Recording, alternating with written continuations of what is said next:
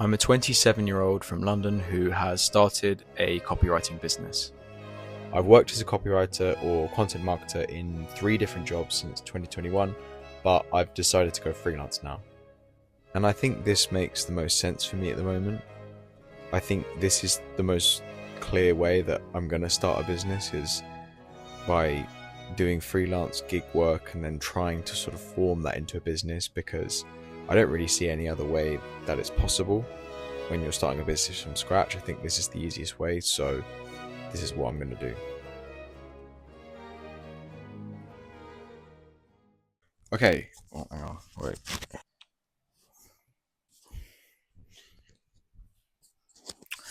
Okay, so first things first, I thought I'd just establish where the business is now. So I have 6 clients on a recurring basis, and then 5 on what I call a one-off basis. So the difference between a one-off client and a recurring client is, you can probably imagine that a recurring client is a client that I have on a consistent basis. So a consistent monthly invoice is coming in and monthly work is coming in. So these are the sort of foundation of the business. Okay. But then the one-off clients are clients that want things every now and then. And sometimes it is monthly, but sometimes it isn't. So they are less reliable as clients, but they're still good clients and they still pay well. So that's why I've sort of made the distinction between the two. And because sometimes one-off clients can become recurring clients and vice versa.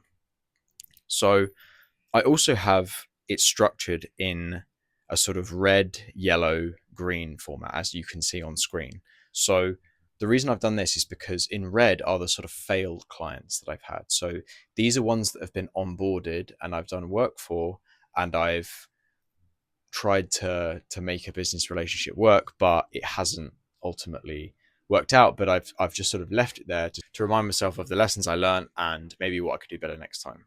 So the yellow bit is clients that I've contacted I haven't yet landed. So I'm still doing work for, or I'm still onboarding, or still kind of in the process of being onboarded, and then they will either go into a one-off or the monthly recurring revenue stream.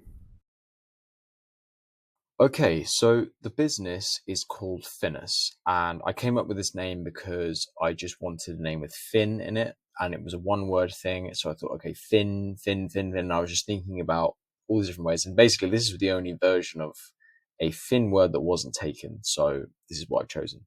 I don't need this business necessarily. This is just for what I want it to become. At the moment, I'm still just being hired on a freelance contract basis. They do know of this company because it comes up in taxes and invoices, so they know of it, they're aware of it. But this is pretty much just what I run my limited company, my taxes through. So if you're new, you don't necessarily need to do this. This is just something that I've done sort of because I wanted to. The site is made on Squarespace. The logos are made on Canva. And I kind of took inspiration from, you can see, from Neo stock, from Neo, which is like a Chinese EV company. And yeah, so on the site, I pretty much just got a nice slogan, what I do, a bit of an offer, some examples of things I've done, got a testimonial, which is important, and then just what I do and stuff like that. So it's not too important, but this is basically just what I've called the business, and you might be seeing more of this. So this is just a bit of an overview of the business, but it's still pretty much just me as a copywriter at the moment. Okay, so most of them have been through cold email. That's how I found most of them. So first one, cold email. Second one, cold email. Third one, cold email. This was a long time ago, this one. This one actually, I cold emailed and then I chased up about a year later because they didn't want to work with me because I was already at a different company and it was a competitor and they didn't want to do that. So, but then when I was no longer working at that company, I then reached out to them again and said, oh, would you like to work? And they said, yeah, that's great. And then this one, they actually found me through LinkedIn. Okay, so this one, I had a meeting with them, but they are not yet in funding. So they said, okay, when we're in funding, we're going to look to hire some people to do stuff. This one, I'm doing some articles for them, which I've sent to them this week, but they're going to get back to me. And then this one, I've got a call with the founder, and all three of those were through cold outreach on LinkedIn. This one, they found me inbound. This one is actually one of my old companies that reached out to me. This one was actually an old client I had, and then one of the chief marketing officer moved company, and then she outreached me and said, okay, I need you for this new company. This one I cold outreached, and this one I also cold outreached, and then cold outreach. This one I found on Substack.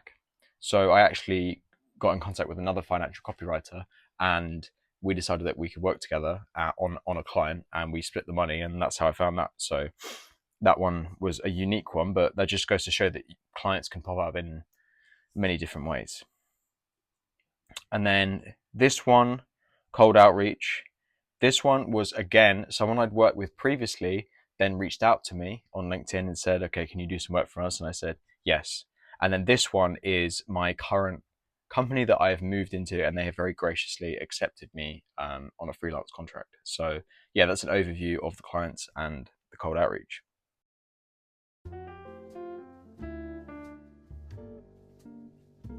So yeah, this is pretty much the business as it is. There's nothing particularly special about it at the moment. I'm working on building a bit more of a product, a bit more of an offering, but at the moment it's pretty much just glorified freelancing. So it's not technically a business yet. It's just that's the sort of cover that I want to have when I do have a more concrete product, because I already do have a sort of offering, which is that I can double organic traffic in about half a year, which is very doable with my strategy, but I don't have enough of a demonstration yet to prove that time and time again. So I will need to do that, and that will be, I think, the next 6 months moving forward. We'll be sort of working on that, but for now everything's fine. Money's coming in, which is important. Profit is more important than anything in a business. As long as the money's coming in, then you're doing well. So that's what I keep reminding myself. Like, I don't necessarily need to have a certain strategy lined up yet. As long as there's money coming in, it's fine. So that's pretty much where the business is at the moment. Stay tuned for the next episode, when I'll be going through more of my concrete plans of what I'm going to do next, because I'm going to work on my outreach strategy a little bit, because it takes up a lot of time, which I don't really have right now, and I'm going to be looking through the best tools to outreach with, because I've been currently using Lemlist, and I really like Lemlist, but it is quite expensive, and I'm going to try and see if there's a cheaper way to do it. But what I like about Lemlist is that it does LinkedIn DM outreach, because Instantly doesn't do that, I don't think, unless it does and I'm wrong. So let me know in the comments if I'm wrong. But in the meantime, thanks for watching, and my Substack is in my bio if you want to sign up. It's a copywriting newsletter. It's completely free, so sign up if you want, and have a great day.